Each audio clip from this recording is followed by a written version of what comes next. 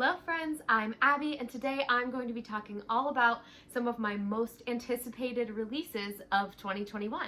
The first book I want to talk about is Lore by Alexandra Bracken, and this comes out January 5th. And this is kind of described as Greek mythology meets the Hunger Games, which I'm totally here for.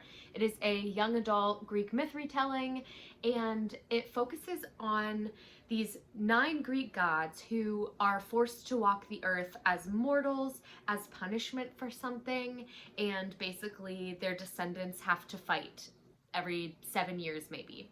And it's set in like modern day New York City, and the main character of this book is a girl named Lore who's trying to like get away from her ancestry and her ancestral line and stop participating in this madness. But a couple people come to her for help and she feels like she has to help them and kind of gets back involved with this Greek world and this kind of Hunger Games style competition. I don't know, it sounds fantastic. I've seen great reviews, and just the idea of kids being put in Hunger Games style situations but with the additional element of Greek gods sounds right up my alley. I can't wait to read it. The next book that I'm really excited for is Waiting for the Night Song by Julie Carrick Dalton, and this comes out January 12th. This is a book that is pretty frequently compared to Where the Crawdads Sing, which I really loved, and I think it's gonna be super good and all about nature and kind of this flowery writing about nature where it is kind of its own character. I'm going to read you the tagline because it sounds really interesting. It says, a moving novel about friendships forged in childhood magic and ruptured by the high price of secrets that leave you forever changed. I just think this is going to be such a beautiful story about friendship, and the environment I've heard plays an interesting role in this, so I think it's going to be very relevant to today's society, which will be very cool. Also, this book wins the award for best cover because I'm obsessed, and I really might buy this book just because of the cover. Like, I kind of need to have this on my shelf, whether I love it or not. But it's described as a love song to the natural beauty around us, a call to fight for what we believe in, and a reminder that the truth will always rise. I just think that sounds beautiful. I can't wait to pick it up. It's a fiction and a mystery novel, an adult fiction mystery, contemporary. Some people have tagged it as thriller on Goodreads, so all of those things sound great to me. The next book I'm going to talk about is One of the Good Ones by Maika Mulit and Maritza Mulit. And this is a sister duo of authors that wrote a previous young adult book, but this is their newest young adult book, and it comes out January 5th. I'm so excited. This is a young adult contemporary that's about a teen social activist who gets killed, and it's kind of about her family and the way people are reacting to this social activist's death, and it's kind of a commentary on, aren't we all human, and do we have to be one of the good ones in order for our deaths to matter or be relevant in society and to the world. I think it's going to be hard-hitting. I think it is going to blow my socks off and really hit home. I love hard-hitting contemporary. This just sounds so impactful, and I feel like it's going to be one that I'm going to want to recommend to so many people to read. I just think it sounds so fantastic. I feel the tears already getting ready to come. I can't wait. It's gonna be so good. I know it is. I'm really looking forward to it. I've heard nothing but great things so far from the people who got to read it before it came out. The next book I want to talk about is called 1,000 Ships by Natalie Haynes, and it comes out January 26th. This is another Greek myth retelling, but is kind of categorized as historical fiction on Goodreads, so I think it's going to be more of the historical side and less of like a magical god aspect, because this story takes place during the Trojan War, but it focuses on the women of the Trojan War. It focuses specifically on the women, all of the women involved, the women who stayed home, the women on the ships, the women fighting, just all of the women that took a part in the Trojan War and never had their stories told. And this is fiction and has a little bit of fantasy in it, but I think that I'm very interested in stories that take a story we've historically heard about and flip it and show us the version from the point of view of people who never got their stories told. I cannot wait. This was shortlisted for the Women's Prize for Fiction, and it was blurbed by Madeline Miller and is supposed to be for fans of Madeline Miller's writing, and I absolutely loved Song of Achilles. It's a feminist twist on a story that I'm already in love with and passionate about, so I just think it's gonna be so perfect, so beautiful. I've only heard great things so far. Can't wait to get my hands on it. Next we have If I Disappear by Eliza Jane Brazier, and this comes out January 26th. Again, let's pause, look at the cover. Astounding. We live for a beautiful cover. And this is an adult thriller that is coming out, and I am so excited. I saw a couple people on Instagram talking about this and raving about it, and it really just made me add it onto my list immediately because I think from what I've heard, it's going to be such a good thriller for me. I'll read you the blurb. It says, when her favorite true crime podcast host goes missing, an adrift young woman plunges headfirst into the wild backcountry of Northern California and her own dangerous obsession. We have a true crime podcast lover, me. We have a young woman at the forefront, written by a female author, which I love. And this sounds like a missing person story and like kind of a story about finding this missing podcaster, and stories where somebody has already gone missing and people are trying to find them just really interest me. I can't wait to get into this. I think it's going to be one of my favorite thrillers of the year, and I'm just so excited. Next we have Honey Girl by Morgan Rogers, and this comes out February 23rd. This is a contemporary romance, and it features a female-female romance where the main character, Grace, goes on a girls' trip to Vegas and ends up marrying a woman there, and her and this woman kind of spend the novel getting to know each other, and I assume, because it's a contemporary romance, falling in love.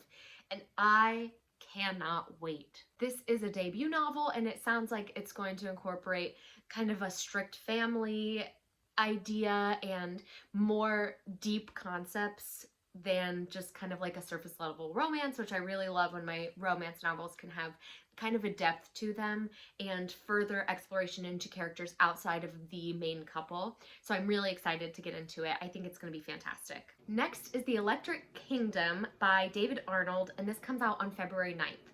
This is a pandemic story, which I've been really into. Some people think I'm crazy because pandemic stories during the pandemic are a little overwhelming for some people. I love them. So I think that a pandemic story, a young adult pandemic story, is exactly what I want. And this cover looks fantastic. The story sounds fantastic. It's all about a deadly flu that comes through the world, and 18-year-old Nico and her dog survive this pandemic, and they kind of go on this adventure into a mythical portal. I'm sorry. It just sounds so good. It's like true science fiction dystopia. It's not just a pandemic story. It's like a pandemic and end of the world and science fiction, like weird, crazy portal stuff happening. Yes, that's the story I'm looking for. I've heard it compared to Fifth Wave, which I, looking back, don't love as much as an adult, but hopefully this doesn't read so much young adult and reads more like new adult because the main character is 18. So I think it's going to be great. It says it's a sweeping exploration of love, art, storytelling, eternal life, and above all, a testament to the notion that even in an exterminated world, one person might find beauty in another.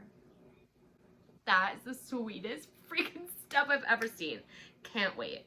Next we have The Lost Apothecary by Sarah Penner, and this comes out on March 2nd. And I, again, am just going to read you the tagline because I think you need to hear it. A female apothecary secretly dispenses poisons to liberate women from the men who have wronged them, setting 3 lives across centuries on a dangerous collision course. Yes, yes, that's what I want. This is the historical fiction that I'm looking for. I think it looks amazing. The cover, I'm in love. I'm gonna buy this book just so I can have this cover on my shelf because it's amazing. It's set in the 1700s.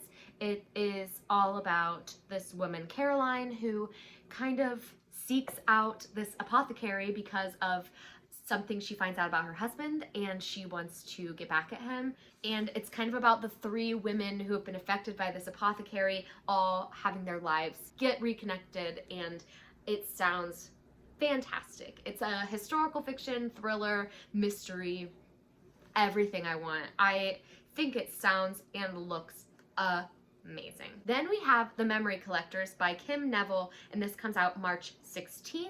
And this is marked as fiction and then magical realism. And y'all know I love some magical realism.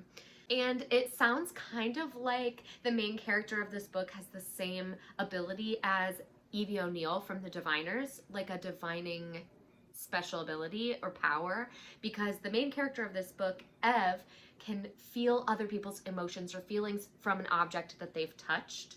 And it's kind of about these two women who have the very similar power coming together and creating a museum of memories that holds all these treasured items that they have collected over the years. It just sounds so beautiful and lyrical. It sounds like it's going to be a story that really takes me to another world and makes me feel something, which I love to sprinkle in a little bit of a like feel-good emotional story in my reading throughout the year, so I love it. I also kind of think this cover looks like an old I Spy book that I used to own, and it really drew me to it. Like, I just want to read it for that reason. Next, we have Lost in the Neverwoods by Adrienne Thomas, and this comes out March 23rd. And Adrienne Thomas wrote Cemetery Boys, which I absolutely loved. Their writing is just so great. Very young adult in Cemetery Boys, but this is a young adult retelling of Peter Pan. I cannot wait! And it's marked LGBT on Goodreads, so I think that it's also going to have a little more representation than a traditional Peter Pan story. It's going to be dark, it's going to be gritty. I love it. The tagline says, "When children go missing, people want answers. When children go missing in the small coastal town of Astoria, people look to Wendy for answers." And in this story, Wendy's brothers have gone missing, and Wendy also went missing, but it sounds like she maybe survived whatever happened.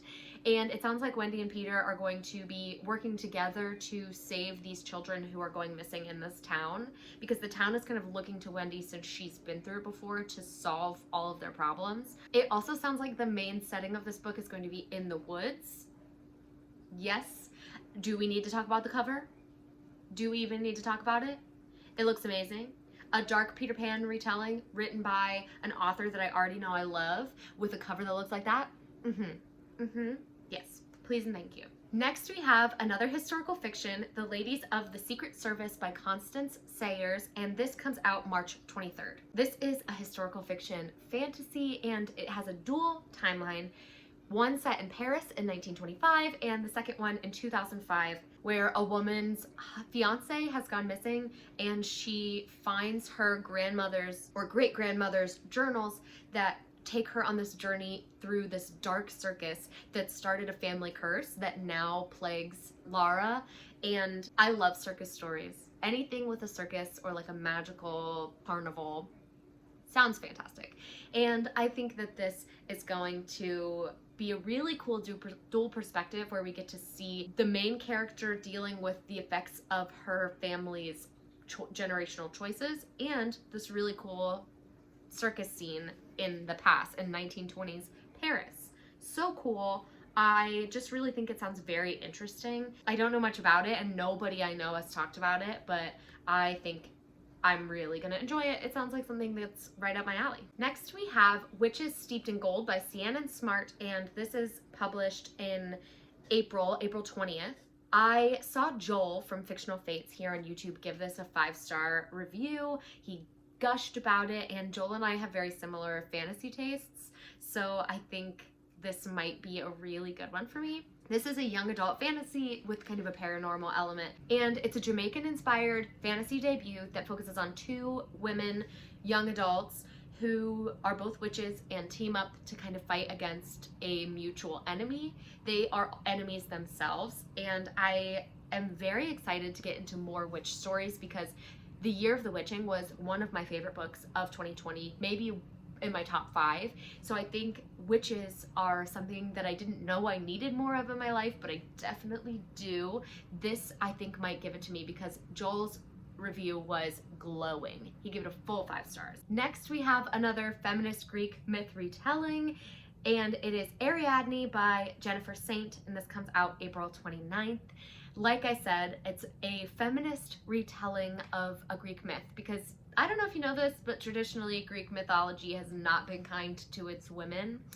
And this is the story of Theseus and the Minotaur and how Ariadne and her sisters kind of play a part in that, and it gives them a more featured role. And this is a debut novel, but it's supposed to give a voice to women in ancient Greece and kind of show the women standing against like all-powerful gods, which really, if you look at it as a metaphor for today's society, is very, very relevant. And that's what I love about like Greek myth retellings, is that you can find something to connect to in today's society because ultimately it's still the same. Like, we're still dealing with this nonsense. So I'm very excited. The Minotaur is involved in this story, and that kind of gruesome aspect of Greek myths I think is gonna be fantastic. And it specifically says that the Minotaur demands blood every year, which makes me think things are going to get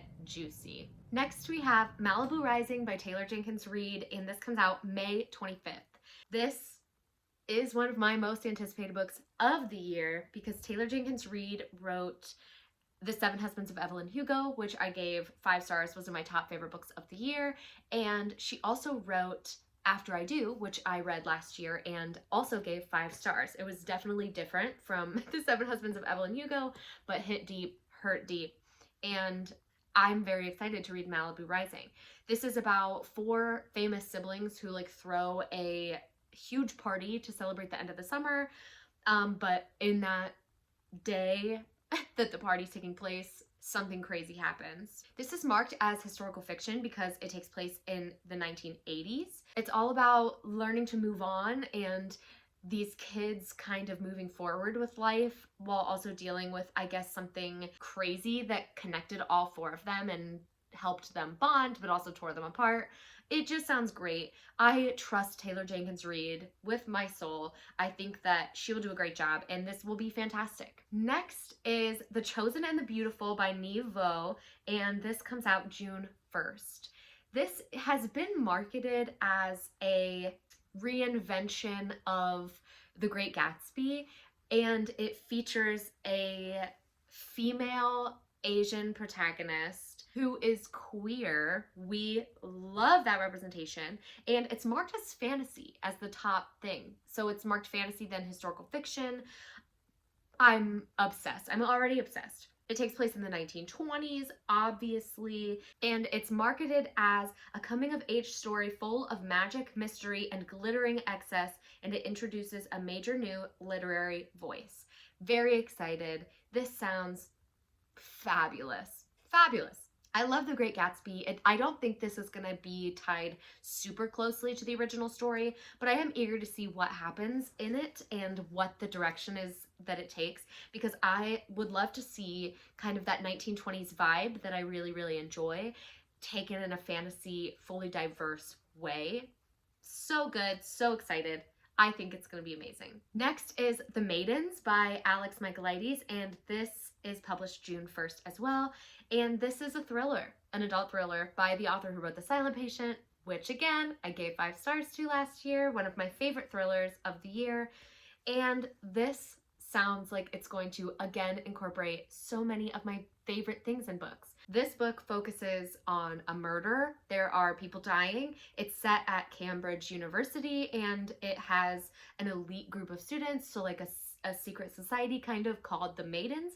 And there's a group therapist, Mariana, who is our main character, and she is convinced that this person is a murderer, and she is set to prove that. I think that it will be everything I'm looking for. I think The Silent Patient had all of the aspects that I love. It had kind of psychology. As a therapist, I love psychology being introduced, Greek mythology, Greek retellings involved in there a little bit, Greek history, and murder. All those things are right up my alley. So I'm looking forward to reading his book set out of college, because the last one was set at like a mental institute. So this is going to be kind of a different take on that. But I'm really excited. I cannot wait for June to come so that I can pick this up. Then we have One Last Stop by Casey McQuiston, and this also comes out June 1st, and it is a female-female adult contemporary romance. It also is marked as science fiction time travel. Let that settle in. Think about that. Tell me you're not excited. And I think it's all about this woman who is kind of feeling blah about her life, and she meets this woman on the train, is super interested in her, and finds out that this woman on the train is a time traveler and is from the 1970s.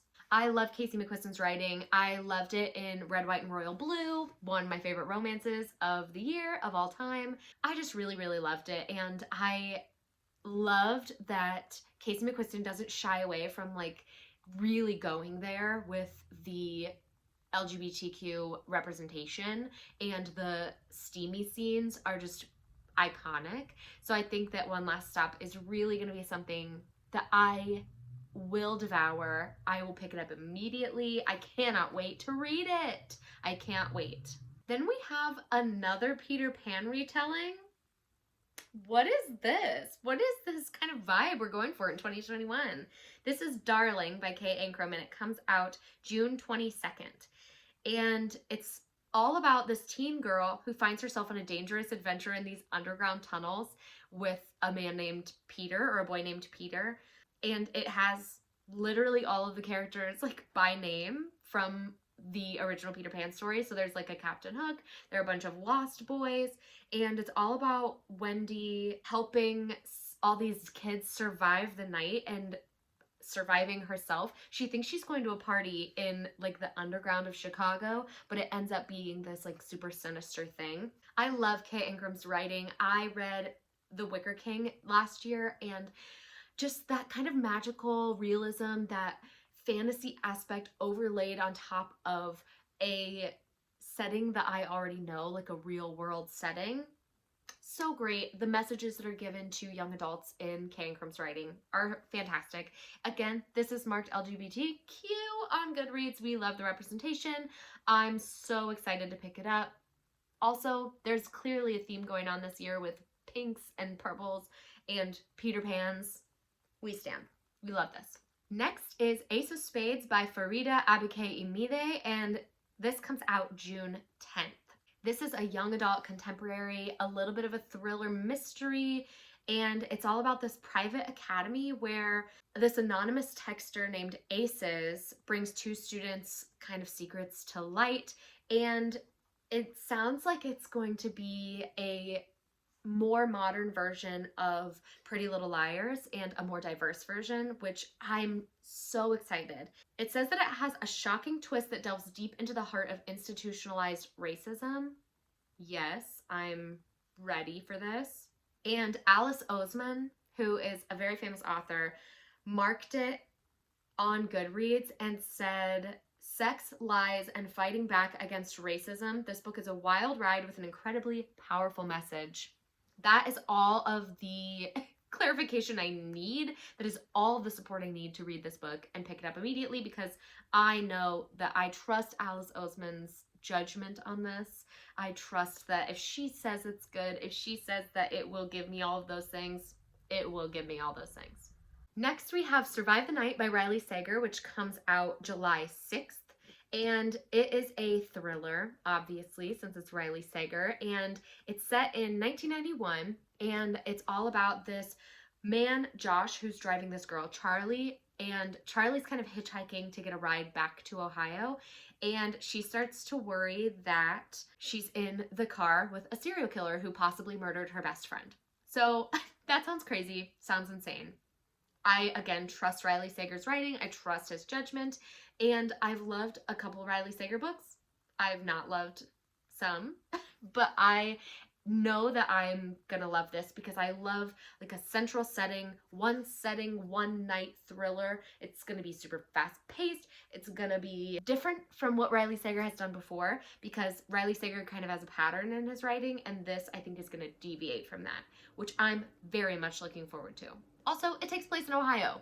I love seeing my home state. Next, we have Small Favors by Erin A. Craig, and this comes out July 27th. This is the author of House of Salt and Sorrows, which I loved last year. And this is all about a quiet town set up in the mountains. They don't get a whole lot of visitors in this mountain range, and a supply party goes missing, and people are worried that the monsters who once plagued the land are now back. This group of like devilish mythological creatures, mystical creatures, show up and promise to grant everyone's desires for one small favor. Sounds sketch. Sounds sketch to me. I'm sketched out, don't trust it. I love it, can't wait. It's marked fantasy, young adult, historical fiction, horror on Goodreads, and I just know that with Erin Craig's writing style that I'm really gonna connect to it, and I don't feel like she writes too young adult for me. I feel very connected to the story and very intrigued by it. So I immediately added this to my Goodreads when it was announced that she was writing another book because I need to read it and it sounds fantastic. Then we have A Lesson in Vengeance by Victoria Lee, and this comes out August 3rd. This is a young adult fantasy thriller that is about two girls in this boarding school that's haunted by a history of witchcraft, and it is also marked LGBT, so I think that maybe those two girls are gonna have a romance. I hope so. And it seems kind of like it's a story about a school that is denying any history of witchcraft or wrongdoing, and these girls know that it's happening, it has happened, and they're kind of bringing history to life, pulling it back out from the depths, and then history starts to repeat itself. Sounds very spooky, very intriguing. I loved like a dark academia vibe. It's compared to Ninth House, and I loved like the dark academia vibes of Ninth House, so really I'm very much looking forward to this. I can't wait for it to come out. And then last, but certainly not least, also probably not the last because I will definitely be adding more books onto this as I go throughout my time, All's Well by Mona Awad comes out August 3rd. And this is, again, a book that sounds right up my alley. It's a horror novel, an adult horror novel, and it's about a theater professor who suffers from chronic pain and is in the process of producing the show All's Well That Ends Well, but the cast is like adamant about performing Macbeth instead, which everyone knows is called the Scottish Play and Theatre. It's like a cursed show, and I'm just so excited. A horror novel set around Shakespeare and theater performers. I feel like this book was written for me. I feel like it was written for me. I'm ready to freaking read it. It says, All's Well is the story of a woman at her breaking point and a formidable, piercingly funny indictment of our collective refusal to witness and believe female pain. If that is not the freaking blurb you need to pick this book up, I don't know what to tell you, because I will be picking this book up. I'm certain I'm gonna love it. I'm certain. If you made it this far, thank you for hanging out with me. Thank you so much for watching. That's gonna be all for me today. Will I come back later with more? Probably. But that's going to be all for me today. Please like, comment, subscribe. Share this video with anyone who you think would enjoy it. Comment down below if you found any new books from this video or what book you're most excited that's coming out in 2021. And I will see you next time. Bye, friends.